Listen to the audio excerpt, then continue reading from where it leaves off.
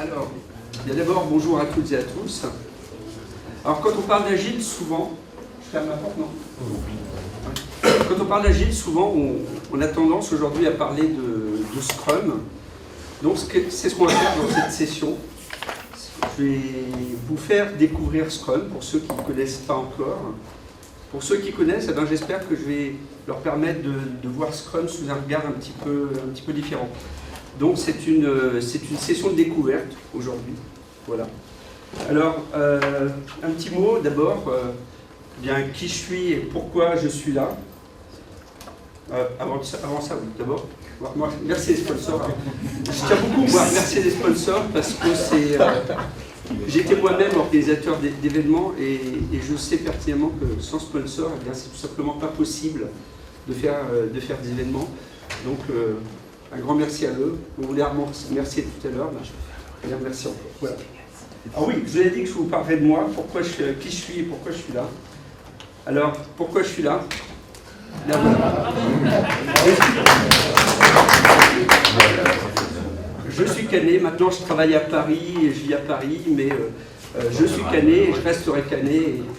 Et quand je dis que je reviens chez moi, ben c'est à Caen que je reviens. C'est ta carte d'étudiant ? Donc, c'est ma carte de transport de 86. Voilà, ouais, c'est vraiment moi. Voilà. Donc, j'ai la chance et le plaisir d'être invité régulièrement sur des événements de ce genre. Mais aujourd'hui, c'est vraiment très spécial pour moi, justement. Voilà. Alors, l'agilité, c'est quoi? Alors, on parle souvent de faire de l'agile, on va faire un projet agile. Eh bien, déjà, la première chose, c'est qu'on ne fait pas de l'agile. Hein. On fait de la pâte à crêpes, éventuellement, mais on ne fait pas de l'agile. On est agile. Et être agile, en fait, ça signifie devenir agile, sans cesse, et passer finalement sa vie à chercher à devenir de plus en plus agile. Donc, l'agilité, ce n'est pas une destination, l'agilité, c'est vraiment une route, c'est un chemin. Et qu'est-ce qu'on va essayer d'adresser avec l'agilité? En quoi c'est différent être agile que de faire de l'agile, faire un processus? Eh bien, c'est qu'on va essayer d'adresser autre chose. Alors ça, c'est un modèle qui s'appelle le modèle Cynefin. Ça se prononce Cynefin, hein, c'est du gaélique, je crois. Alors, bon, ce modèle, il adresse un peu autre chose, mais il s'adapte bien au projet informatique. Et en fait, on peut déterminer 4 types de contextes qu'on va voir. On va avoir des contextes simples. Les contextes simples, c'est ceux où la relation de causalité entre les causes et les faits sont directs, on ne se pose pas de questions, on sait quelles causes donnent quels effets. Donc là, c'est le domaine des méthodes qui sont prescriptives. On peut découper les choses, découper des tâches de manière simple et efficace. Là, c'est vraiment le domaine de ce qu'on appelle le management scientifique du travail. Donc le taylorisme, quelque chose quand même qui date du 19e siècle, mais qui a donné de très bons résultats quand on a besoin simplement de découper des tâches simples. C'est aussi le domaine de, hélas, ces petits frères inavouables qui sont les processus prescriptifs qu'on trouve en informatique, des processus qui sont linéaires ou des processus en cascade, même si, en définitive, aujourd'hui, ils sont relativement rares. Le truc, c'est que, de mon point de vue aujourd'hui, et quand je dis aujourd'hui, depuis au moins 20 ans, des projets simples, ça n'existe plus. Voilà.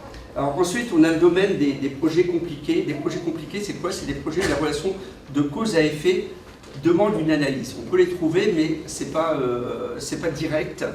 Donc là, ça va être le domaine de processus qui vont nous permettre quand même de faire des choses qui sont un petit peu moins mécaniques. Typiquement, ça va être le domaine de processus prescriptifs, mais itératifs, comme par exemple Unified Process, donc le domaine des bonnes pratiques. Ensuite, on a le domaine des projets complexes. Les projets complexes, c'est ceux où la relation de causalité ne peut pas se trouver a priori, va se trouver a posteriori, finalement, quand on regarde ce qui s'est passé. Donc là, on est en plein dans le domaine de l'expérimentation de l'émergence. Et là, on est dans le domaine de prédilection des méthodes agiles. Les méthodes agiles vont très bien adresser le domaine des projets complexes, mais également aussi le domaine des projets compliqués, avec une prédilection pour les domaines complexes. Alors après, il y a les contextes chaotiques, ceux où il peut se passer tout et n'importe quoi, donc c'est un petit peu, on va dire, l'équivalent de la guérilla urbaine dans les projets. Donc là, ça va être aussi plutôt des contextes supports un petit peu compliqués, des choses comme ça. Et là, on va être plutôt dans un domaine où ce qui va bien s'appliquer, c'est des réponses un peu de type réflexe, donc pas vraiment des méthodes agiles. Alors, ce qu'on voit quand même, c'est que passer de processus linéaires prescriptifs à des domaines complexes, eh bien, c'est quand même un gros changement. Et ce qu'il va falloir, c'est finalement désapprendre notre façon de faire des projets informatiques à l'ancienne pour s'adapter à une nouvelle façon de faire qui va être une façon d'être agile. Alors, pour aller sur ce chemin, il y a quelqu'un qui s'appelle Alistair Cockburn. Il a proposé une progression qu'il a emprunté des arts martiaux de l'aïkido, je crois, qui est le shuari. C'est ça dont je vais vous parler aujourd'hui. Donc, moi je ne pratique pas les arts martiaux, donc on m'a raconté, hein, c'est du oui-dire à ce niveau-là. Le shu, c'est quoi? Eh bien, c'est apprenez à faire exactement les bons mouvements, le by the book. Donc on commence comme ça, on ne se pose pas trop de questions, on fait ce qu'on dit de faire, on essaye de le faire bien, très bien. Une fois que vous maîtrisez le shu, vous passez au A. Le A, c'est le perfectionnement.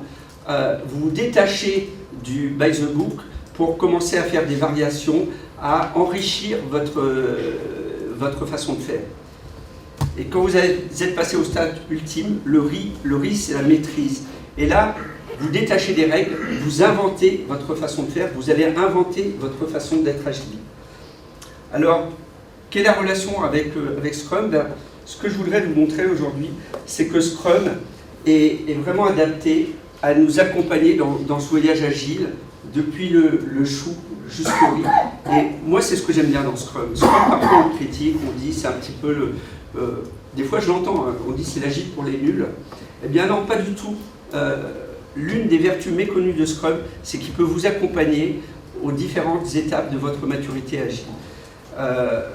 Scrum, on le décrit souvent comme un processus, mais Scrum, non, en réalité, c'est pas un processus. Moi, j'ai envie de le comparer à une espèce de meuble avec des étagères, un beau meuble qui est très bien fait, avec des étagères, des tiroirs, très pratiques, comme il faut. Mais la vraie valeur de ce meuble-là, c'est pas le meuble lui-même, c'est ce que vous allez en faire, ce que vous allez mettre sur les étagères, comment vous allez ranger vos affaires. Et au fur et à mesure que vous allez vivre avec ce meuble-là, vous allez l'utiliser de mieux en mieux, mieux ranger vos affaires, les rendre plus facilement accessibles, et donc votre meuble aura de plus en plus de valeur. Et ça, c'est la vraie vertu de Scrum. Alors, eh bien, on va commencer notre voyage, on va prendre notre bâton de marcheur et commencer avec le chou. Alors, pour appliquer le chou, c'est très facile avec Scrum. Il n'y a qu'à suivre le guide. D'ailleurs, il y a un truc qui s'appelle le Scrum Guide. Hein. Il fait une douzaine de pages, bien plus. Hein. Donc téléchargez-le, il est gratuit. Il se lit très rapidement. Qu'est-ce qu'il y a dedans? Il n'y a pas grand-chose. C'est un framework simple. 3 rôles, 2 artefacts obligatoires, 4 réunions, 2 cycles imbriqués. Je vous remercie de votre attention et je vous dis à bientôt. On va peut-être pouvoir quand même rajouter 2-3 petites choses. Alors, notre cadre Scrum, ça c'est un schéma assez classique de Scrum. Dans les grandes lignes, comment ça marche? Au départ, on a un backlog ici. Le backlog, c'est un petit peu la liste à l'après-vert de tout ce qu'on veut mettre dans le produit, tout ce qu'on a besoin de faire pour constituer notre produit. On le constitue au départ à l'aide d'une vision, quelque chose qui va un petit peu nous projeter dans le futur et qui va nous dire un petit peu qu'est-ce qu'on a envie de faire. Mais ce backlog, ensuite, on va continuellement le travailler, l'enrichir au fur et à mesure de notre projet. Et ensuite, tout simplement, ce qu'on va faire, on va faire des cycles de 2 ou 3 semaines. Et à chacun de ces cycles, on ne va pas s'intéresser à tout le backlog. On va prendre ce qui est à la surface, ce qui est le plus important, qu'on juge le plus important. Alors, ça peut vouloir dire plein de choses, ça, mais on va dire ce qu'on juge le plus important. On va le prendre, on va le mettre dans le tuyau de notre itération de 2-3 semaines. Le reste, on ne va pas s'en occuper. Et à la fin de nos 2-3 semaines, eh bien, on va constituer un incrément de notre produit, un incrément qui tourne, qui fonctionne et qui sait faire tourner les tests fonctionnels. Pourquoi je dis ça? C'est très important. En Agile, il n'y a qu'une seule mesure de l'avancement du projet. En Agile, la mesure de l'avancement du projet, c'est le logiciel qui tourne et qui fait fonctionner ces tests. C'est la seule mesure d'avancement. Les docs, tout ça, on ne s'en occupe pas. Ça vaut 0 en avancement. C'est peut-être utile, c'est peut-être demandé, mais ce n'est pas la mesure de notre avancement. Alors, comment on s'organise pour faire ça? Dans Scrum, on a 3 rôles. On a le Product Owner. Le Product Owner, c'est lui qui porte la vision du produit, c'est lui qui va décider ce qu'on va faire, c'est lui qui va prioriser, c'est lui qui va déterminer quand la fonctionnalité est implémentée et qu'elle est valide.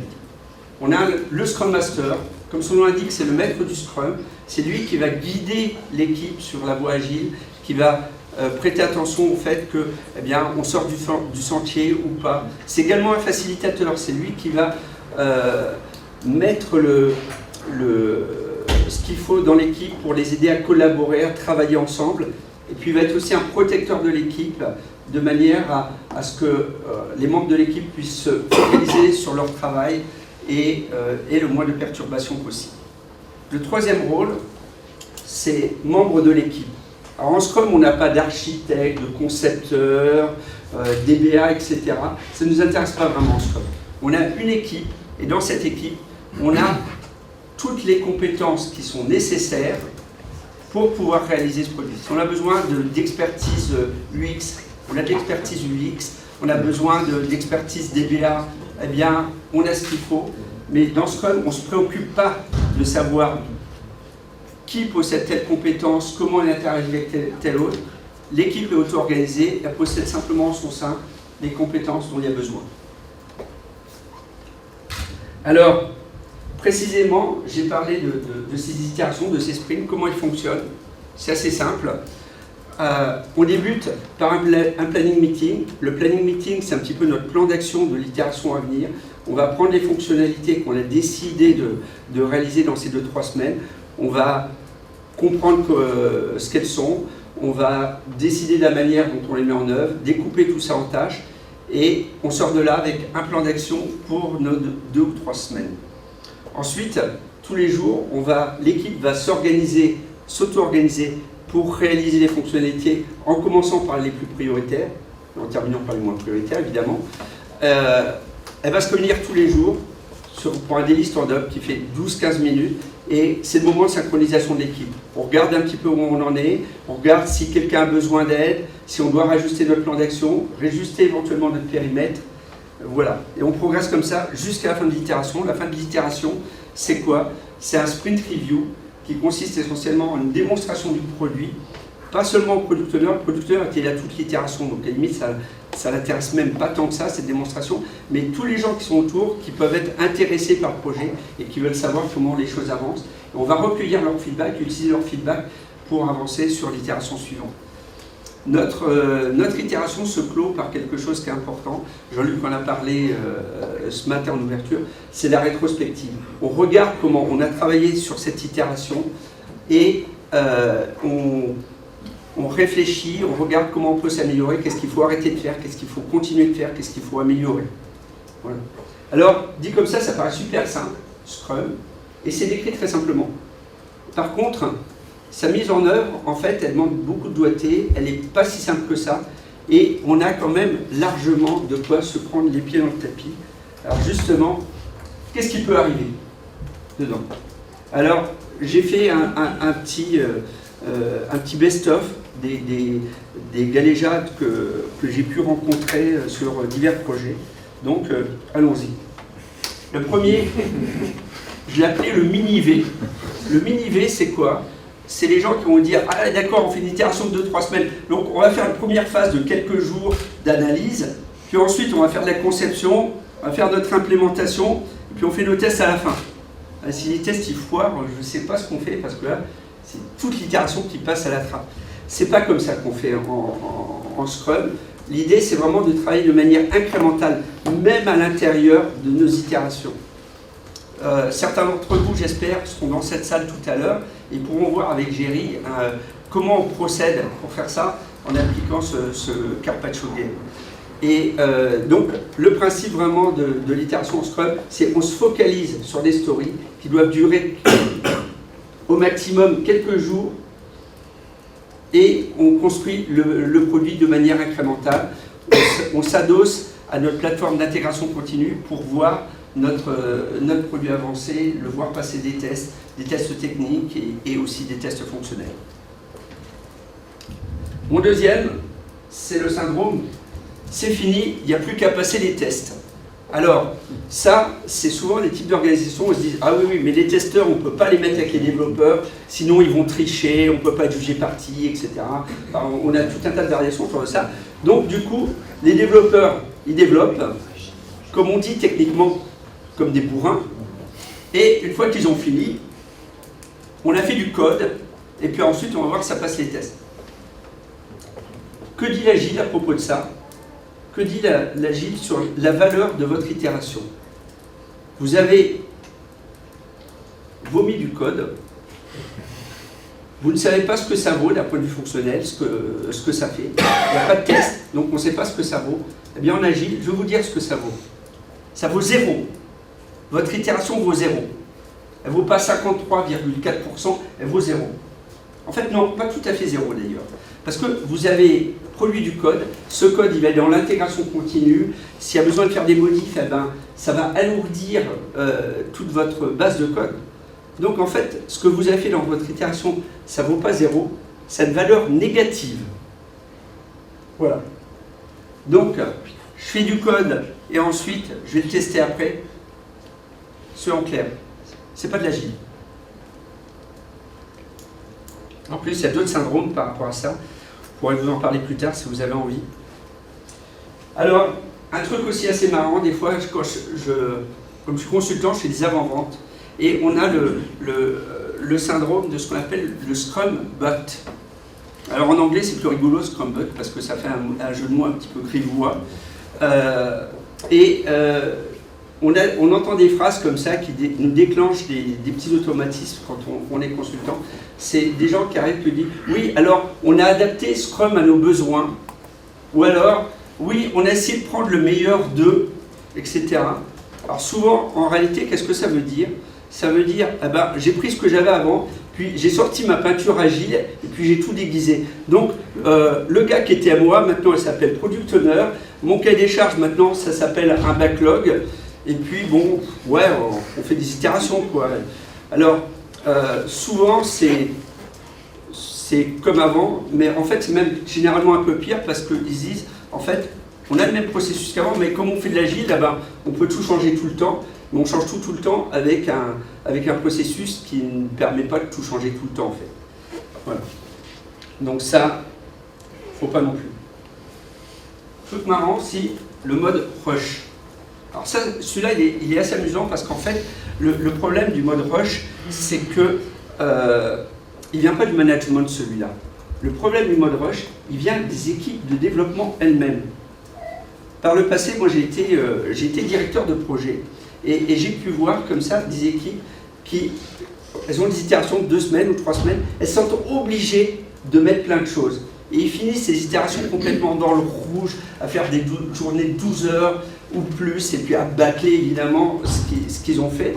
Et puis ce qui est rigolo, c'est qu'après, ils en veulent aux clients ou au management, alors que c'est eux qui sont mis dans cette situation. Alors ça paraît un petit peu drôle comme ça, mais en réalité c'est extrêmement fréquent, et il faut, quand on est manager, lutter activement contre ce genre de choses, et dire aux gens, attention, faites attention à ce que vous mettez dans l'itération. Votre rythme, il doit être soutenable d'un bout à l'autre de l'itération et d'itération en itération. La bonne durée de travail sur une semaine, c'est 39 heures. Ah oui. Je vous dis ça, moi je disais ça à mes équipes en tant que directeur de projet. Il m'est arrivé une fois, comme ça, une petite anecdote que je vais vous conter, où en fait, on avait réorganisé des équipes dans mon ancien job, et bon, c'était tombé assez mal parce qu'on avait fait cette réorganisation pratiquement une semaine avant que je parte en vacances. Ça ne m'arrangeait pas trop, mais en même temps, bon, j'avais pris mes vacances, je suis parti en vacances. Puis je suis revenu de vacances, et là, j'ai vu une équipe, ils étaient sur les rotules, ils s'étaient mis dans le rouge tout seuls. On leur avait rien demandé, on leur avait pas demandé d'enquiller des trucs comme des fous. Ils sont mis tout seuls dans le rouge. Donc qu'est-ce que j'ai fait? Bien, d'autorité, pour l'itération suivante, j'ai mis rien. J'ai mis rien dans l'itération suivante, j'aurais dit, ok, stabilisez un petit peu ce que vous avez fait, parce qu'évidemment, il y a des trucs, c'était un un petit peu fini, et prenez votre souffle de manière qu'ensuite on enquille des itérations normales. Je vais vous dire, ça n'arrange pas le manager le mode rush. Les gars ils vont finir sur les rotules, ils vont être complètement vidés sur les itérations suivantes, ils vont être démoralisés, ils vont quitter la boîte. En quoi ça arrange un management quand vous avez des développeurs qui quittent la boîte, on doit en embaucher d'autres, en plus un effet sur le moral qui est absolument désastreux. Ça n'a rien de positif le mode rush pour du management, même d'un point de vue économique.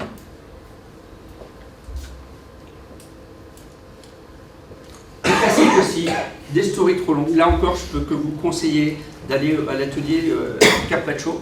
Alors, il y a deux raisons à ce syndrome des stories trop longues. Alors, des fois, on trouve même des stories qui ne tiennent pas sur une itération. Et là, le producteur, il dit « Ouais, mais non, je ne peux vraiment pas découper ce truc-là, ça a un bloc, ça n'a pas de sens, etc. » Alors, il y a deux raisons qui peuvent amener à ça. C'est un manque de pratique. En réalité, on peut toujours y arriver. Découper des stories, on peut toujours y arriver. Il faut se torturer un petit peu le cerveau, mais on y arrive. Donc, il faut se faire aider, puis il faut prendre de l'expérience, il faut être pugnace. Le deuxième aussi, des fois, on le trouve quand même, eh bien, c'est les producteurs qui disent « Ouais, mais si j'en fais un peu plus, si j'en mets un peu plus, ils en font un peu plus. » Bon, la réalité, c'est que ça marche jamais. Voilà. Alors, on a parlé du chou, parlons un petit peu du A. Alors, dans le A, quand même, je vais commencer par un truc qui n'est pas tout à fait du A, qui est un peu à la limite entre le chou et le A. C'est ce que j'ai appelé le forfait de base. Le forfait de base de Scrum, c'est les pratiques d'ingénierie, les pratiques de développement. Il faut des vraies pratiques de développement sérieuses, disciplinées pour faire de l'agile. On ne peut pas sortir un produit qui marche toutes les 2 semaines si on n'a pas une discipline d'enfer. Et l'agilité, c'est une discipline d'enfer.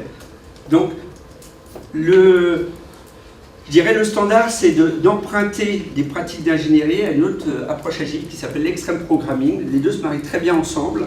Donc dans le schéma, on va retrouver des choses qu'on a déjà trouvées dans notre chou, comme le planning game, les petites releases, le rythme soutenable. Et dans les pratiques XP, on va trouver d'autres choses qui sont très très importantes, comme par exemple le test driven développement.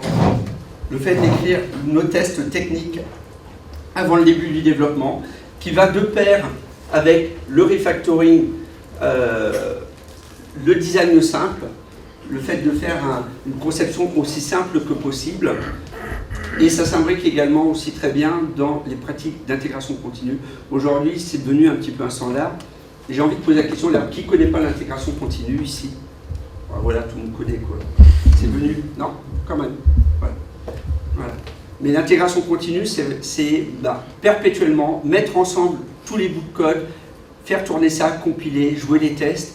Moi, quand j'ai commencé à mettre ça en place au début des années 2000, l'intégration continue, c'était vraiment un effet de levier en termes de productivité qui est absolument énorme. On fait tomber des cycles d'intégration qui durent des mois à une durée de 0, littéralement 0. Donc c'est un effet absolument énorme. Bon, on trouve aussi d'autres choses dedans, le pair programming. Donc, juste une remarque, on connaît, mais combien pratique? Je sais qu'en enseignement, c'est très difficile à pratiquer. Alors, on aurait de l'intégration continue pour les nuls, ça m'intéresserait. Oui, je ne vais pas le faire, mais effectivement. Alors, par contre, on a plusieurs niveaux d'intégration continue. C'est-à-dire qu'on peut faire simplement du build, des fois du nightly build, du build nocturne, ensuite ajouter des tests unitaires, des tests fonctionnels. Il y a comme une grosse latitude dans tout ce qu'on peut faire en intégration continue en termes de qualité de ce qu'on peut y faire. Voilà. Alors, il n'y a pas que l'extreme programming qui peut servir à habiller vos pratiques d'ingénierie. On trouve plein de sources, j'en ai mis au moins 2, mais il y en a des dizaines. Robert Martin qui a écrit beaucoup de choses là-dessus, et notamment sur la conception. Et puis les pragmatic programmeurs, David Thomas et Andrew Hunt, qui ont même créé leur propre maison d'édition, tellement ça paraissait important de travailler là-dessus. Donc on a les pragmatic bookshelves qui sont... donc ça c'est le forfait de base, pratique d'ingénierie absolument important. Et puis ensuite on a le Scrum. Et qu'est-ce qu'on peut mettre? Alors on peut renforcer Scrum depuis l'intérieur ou le renforcer à l'extérieur. Alors qu'est-ce que je veux dire par là? Et on va le voir. On va commencer par renforcer Scrum à l'intérieur. Donc dans le framework Scrum, qu'est-ce qu'on peut faire? Ça c'est mon préféré. Acceptance Test Driven Development, ce que Boško Hadzik, qui est le pape de cette approche-là, appelle la spécification par l'exemple. Ça c'est un truc mortel. Pour tout vous avouer, généralement, quand je vais chez des clients qui veulent se mettre à l'agile et que je veux dégainer mon herbe absolue, je commence le premier jour par faire un atelier d'acceptance test. Les ateliers d'acceptance test ne sont pas des ateliers de test, ce sont en réalité des ateliers de spécification. Vous dites à la personne qui est en face de vous, ok, amène tes specs, et viens pas tout seul. J'aimerais avoir un développeur, quelqu'un du métier, product owner, si ce n'est pas le même que celui du métier. On fait un petit groupe, 3-4 personnes, et ensuite on prend la spécification, on dit ok, si je veux écrire un cas de test par rapport à ça, qu'est-ce que je mets comme données d'entrée? Et on sort ça, qu'est-ce que je dois avoir en sortie? Et ensuite on fait varier les choses, on fait varier avec des cas aux limites. Et qu'est-ce qui est passant, qu'est-ce qui est non passant? Et là-dessus, à tous les coups, quand vous le faites, vous tombez dans les cas. Ah, ce truc-là, on n'y avait pas pensé. Ou alors, ce truc-là, ah ben non, pour moi, c'est passant. Ben non, ça ne fait pas partie de mon cas, c'est pas passant. Vous avez des trucs comme ça. À tous les coups, vous gagnez sur ce truc-là.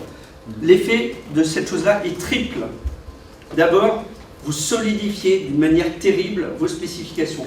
Vos cas de test sont des spécifications. La deuxième chose aussi, c'est que vous créez une compréhension partagée des choses. Vous avez entendu parler de ce qu'on appelle les anomalies. C'est quoi les anomalies dans 90% des cas? Vous avez des spécifications. Vous avez une équipe de développement qui va interpréter ces spécifications.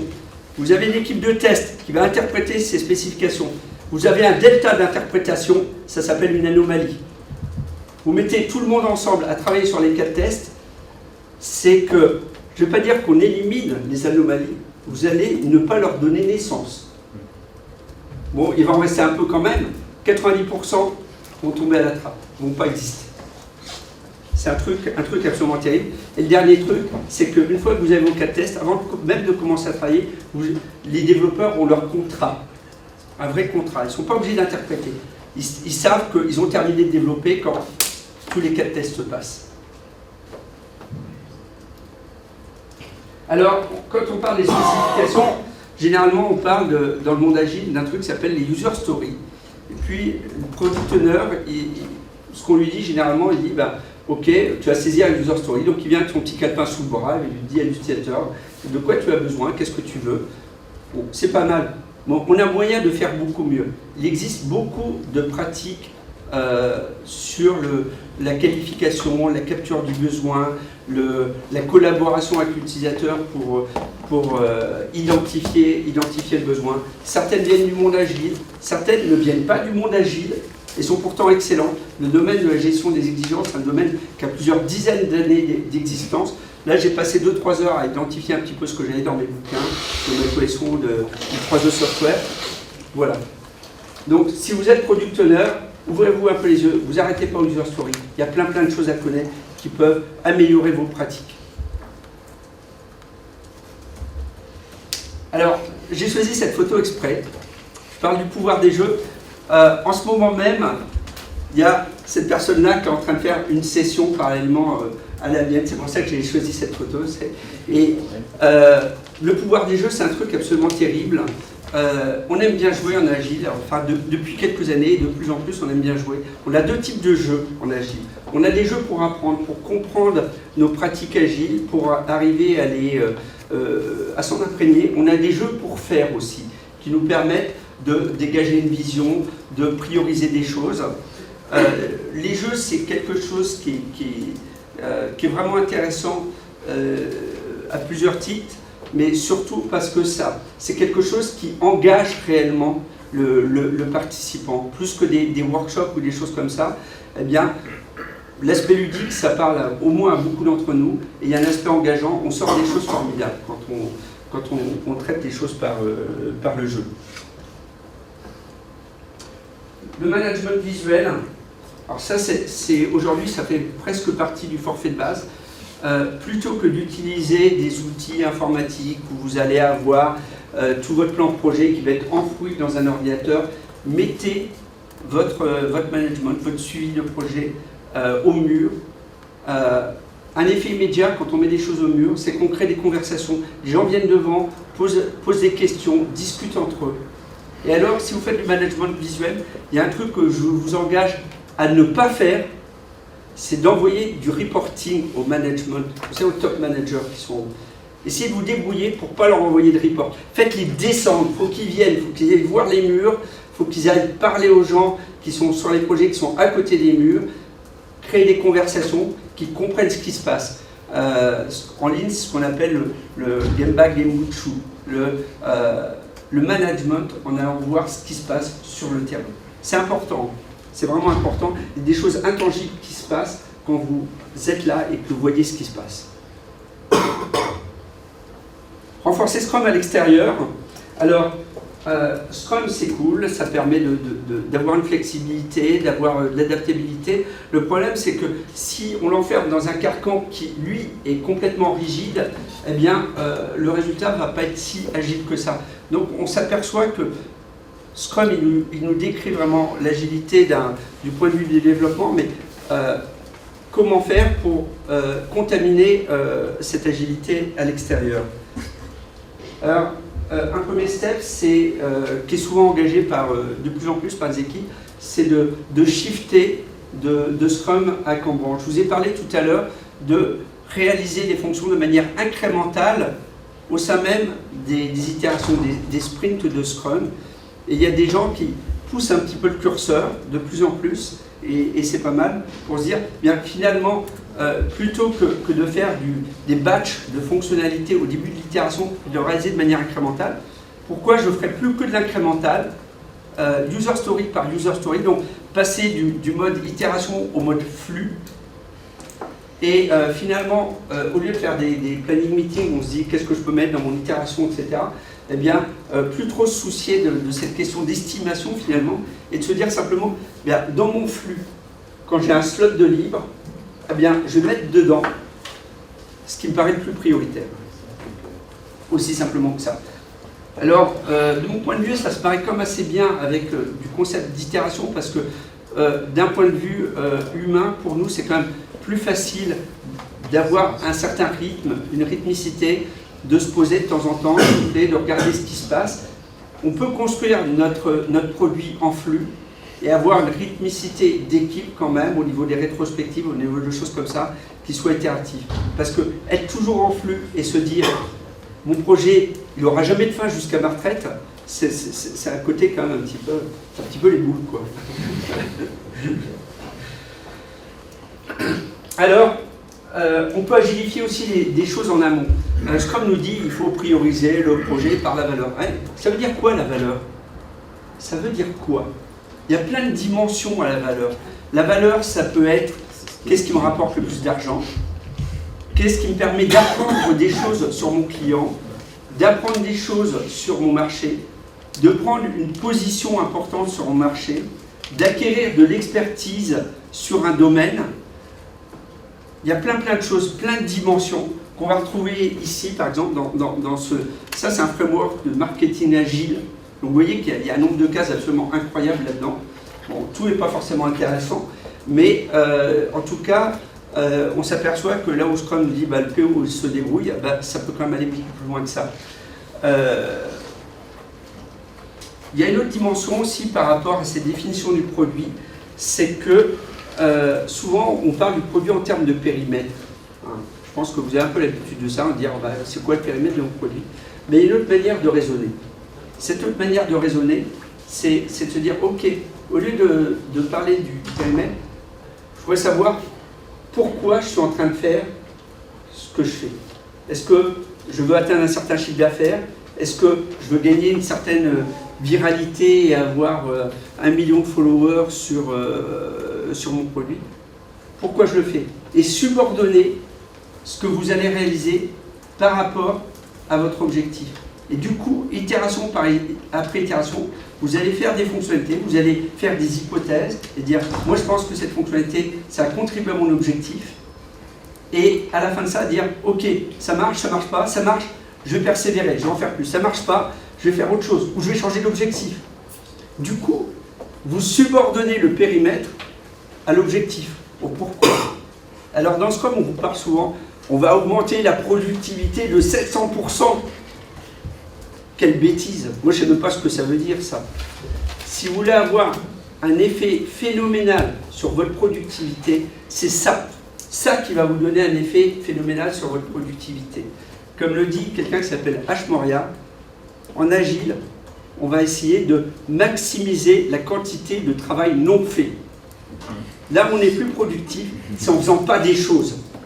Il y a plein de choses qu'on va vous mettre dans votre backlog qui ne servent à rien ou dont vous ne savez pas si ça sert à quelque chose. Les faites pas. Et là, vous serez plus rapide. Productif, c'est pas être efficace. Oui, être plus efficace, pas être plus productif. Moi, je ne me considère pas comme quelqu'un de rapide.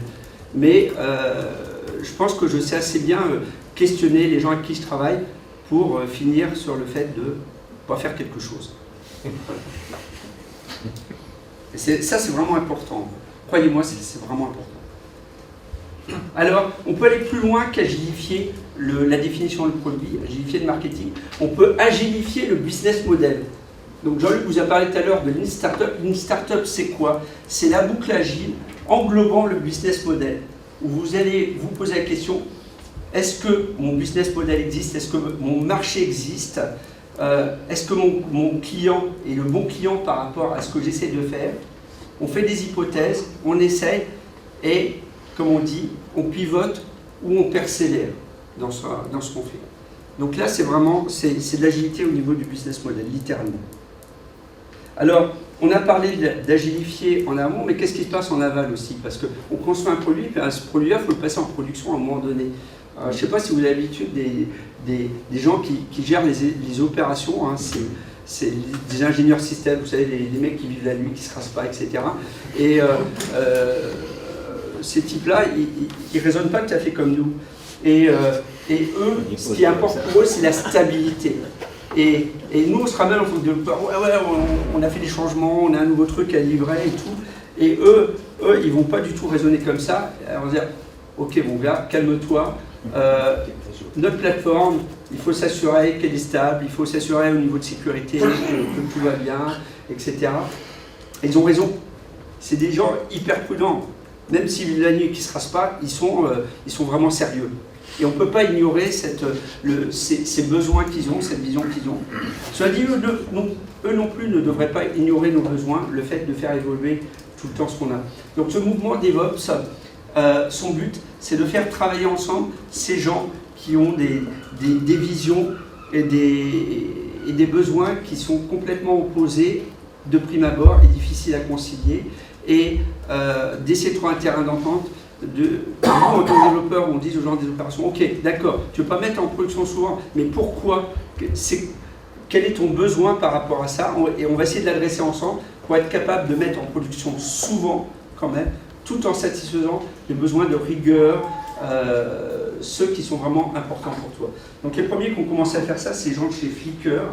Aujourd'hui, à ma connaissance, les champions du DevOps, ce qu'on appelle la delivery continue, c'est Facebook, je pense. Et de oui dire, Facebook, il monte jusqu'à 200 mises en production par jour. Il y a Amazon qui fait, sur l'année 2013, une mise en prod toutes les 11 secondes. Toutes les 11 secondes. Ouais, et GitHub, 10 900 mises en prod sur 2013. Ouais, quand même. Donc vous voyez, c'est quand même des chiffres qui sont... voilà. Bah, cela dit, si on fait déjà une mise en prod par jour, voilà, c'est quand même très très bien. Les gens qui font une mise en production par jour, vous avez quand même un bon niveau de maturité, ça va déjà couvrir quand même beaucoup de vos besoins d'agilification de la production. Vous n'êtes pas obligé d'atteindre ces sommets-là. Alors certes, il y a des questions d'outils qui vont derrière, mais avant les questions d'outils, c'est vraiment des questions de personnes et de collaboration qui sont derrière ces choses-là. On va parler un petit peu du riz, quand même. Alors dans le riz, qu'est-ce qu'on a? Eh bien, le riz, c'est vraiment comprendre ce que Scrum peut nous enseigner. Et de ce point de vue-là, je vous ai décrit un petit peu Scrum au début, et vous avez vu que Scrum, c'est un framework très simple. Et en fait, en vivant avec Scrum pendant votre chou et votre A, vous allez comprendre, tirer vous-même les enseignements, la graine qu'a fait germer Scrum, qui comprend des choses simples sur se focaliser sur l'objectif, sur la collaboration entre les personnes. Et grâce à ce véhicule-là, eh bien, vous allez pouvoir inventer votre agilité. Et là, à ce niveau-là, finalement, on oublie les règles qu'on a. L'agilité, elle s'est un peu inscrite dans votre ADN et vous avez créé votre façon d'être agile. Alors c'est très abstrait ce que je dis là, et finalement, pour l'illustrer, je vais vous parler de ce dont je sais le mieux vous parler. Je vais vous parler de moi. Alors, je passe pas mal de temps à réfléchir, hein, probablement parce que je ne suis pas très efficace dans cet exercice. Et à un moment donné, je me suis posé la question de dire, mais finalement, quand je regarde les équipes, j'essaie de les aider, qu'est-ce que je trouve vraiment important? Qu'est-ce qui est important pour moi? En fait, j'ai trouvé 3 choses. Et il y a essentiellement 3 choses que je regarde, sont sur le slide, hein, ces choses-là. Le feedback. Il y a beaucoup de questions de feedback à plein de niveaux, sur plein de domaines en agile. Et finalement, quand on fait quelque chose en agile, on se pose toujours la question, ok, on va faire quelque chose, on va faire une amélioration. Comment je vais savoir que ça a porté ses fruits? Et on pense toujours comme ça, finalement, en agile. On se dit, on va faire quelque chose, comment on va le mesurer, comment on va le savoir, ce qu'on va faire. Que ce soit quand on écrit du code, grâce au TDD, même la complétion de code que vous avez sur vos IDE, c'est une forme de feedback. L'intégration continue est un feedback, le pair programming est un feedback, travailler à côté du client est un feedback, la rétrospective est un feedback. L'agilité, ce sont des boucles de feedback imbriquées qui travaillent vraiment en harmonie. Le deuxième point important pour moi, c'est le focus.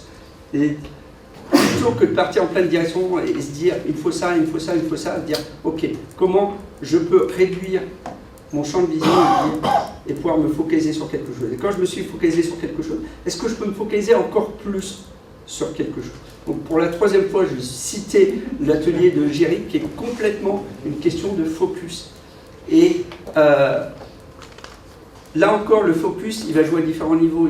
Il va jouer au niveau de ce que vous allez mettre dans votre itération. Il va jouer au niveau de l'amélioration, des plans d'action que vous allez enclencher au niveau de votre équipe. Certains d'entre vous ne travaillent peut-être pas sur des projets agiles et vous dites peut-être, là, tout ce qu'on nous raconte, ça paraît hyper bien, mais c'est loin de ma réalité. Jamais je pourrais faire l'agile. Les managers que j'ai sont beaucoup trop relous, on ne pourra jamais le faire. Eh bien, faites preuve de focus et posez-vous cette seule question. Cette seule question. Comment je peux faire que demain soit un peu mieux qu'aujourd'hui? Quelle est la petite chose que je peux faire? Focalisez-vous là-dessus. Faites-la. On passe au plan suivant. Jean-Luc nous a parlé de sa vision au niveau de l'université et de se dire, là, on peut aller là. Et puis il s'est dit, quel est le petit pas que je peux faire? Bien joué au niveau du conseil, c'est quel truc déjà que tu... L'ordre du jour. L'ordre du jour, voilà. Déplacer un item de l'ordre du jour. Voilà. La petite action, c'est trop compliqué. Bouger toute l'université, c'est compliqué. J'ai juste bougé l'ordre du jour. Voilà. Et si je fais ça, je n'aurai peut-être pas fait de grandes choses, mais déjà, demain sera meilleur qu'aujourd'hui.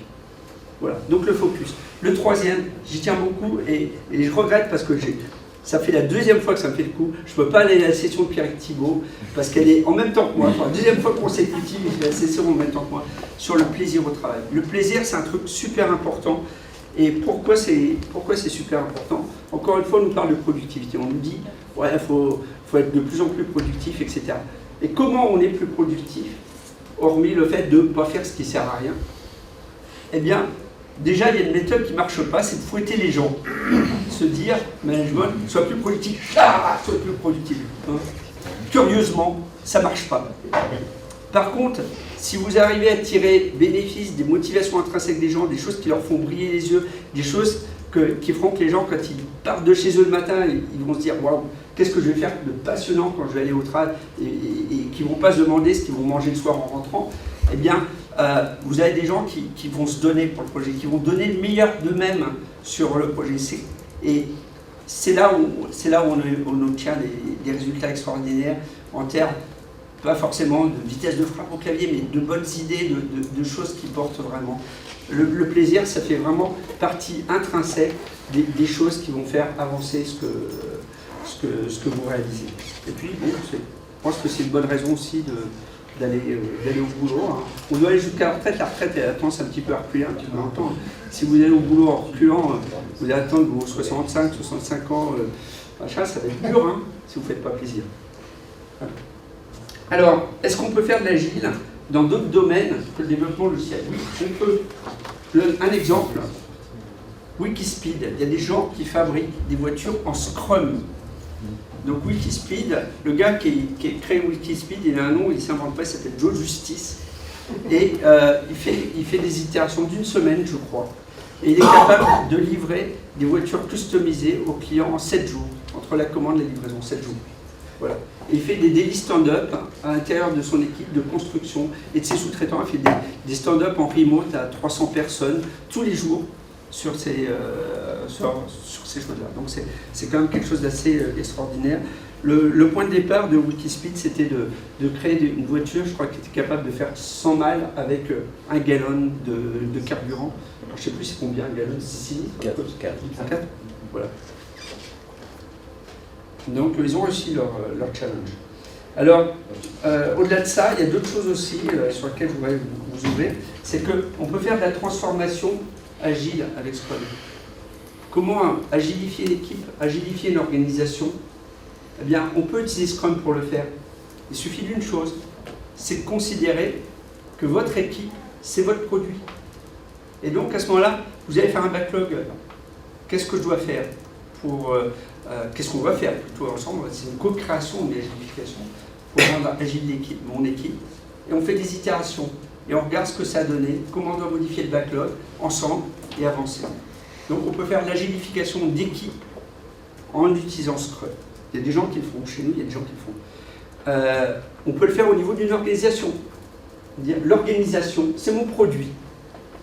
Et faire la même chose. Faire un backlog des actions pour le faire au niveau de l'organisation, du management, des différentes entités de l'organisation et avancer de manière itérative. Avoir du feedback sur ce qui se passe, comment l'organisation évolue au fil du temps. Voilà, j'espère que je suis dans les temps en plus, un pile poil. Je vous remercie de votre attention. Je ne sais pas si on a un petit peu de temps pour les questions. Donc moi, je suis joignable assez facilement sur un peu tous les réseaux sociaux possibles et inimaginables. J'ai de la chance, c'est que je n'ai pas beaucoup d'homonymes. Donc à chaque fois, j'utilise mon nom de famille simplement pour m'inscrire. Vous pouvez me suivre sur Twitter, sur Facebook, etc. Juste avec Adaki. Donc c'est assez facile. En plus, j'ai un checksum sur mon nom de famille, c'est que toutes les lettres sont rangées par ordre alphabétique. Voilà. Alors, si vous avez des questions, je sais pas, on a 5 minutes, Jean-Luc? Oui, ça reprend à 11h, hein, là on a une pause. Ok. Je vous ai tué?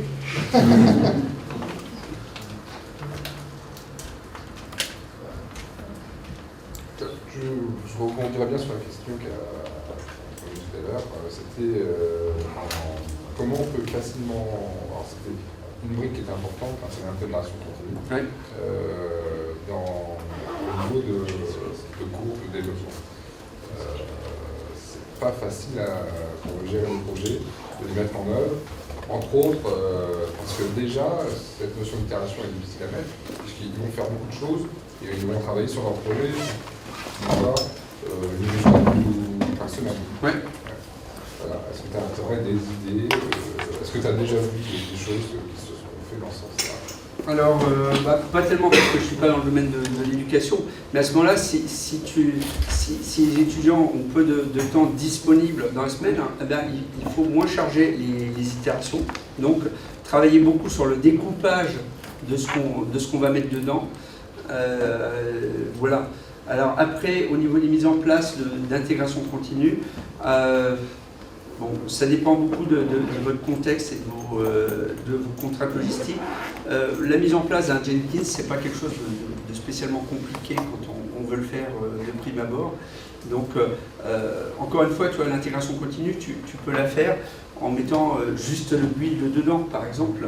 Tu peux même la mettre sur ton portable, ton intégration continue, tu vois, si tu as des problèmes d'accès réseau, etc. Nous, ce qu'on fait sur certains projets, des petits projets qu'on fait en forfait agile, on utilise autrement une plateforme sur le cloud qui s'appelle CloudBees. Et donc, avec CloudBees, généralement, en 2-3 heures, on set up le repo de code, l'intégration continue, etc. Juste dans le cloud. Voilà. Ça s'appelle comment ça? CloudBees. Cloud comme nuage et bees comme les abeilles, quoi.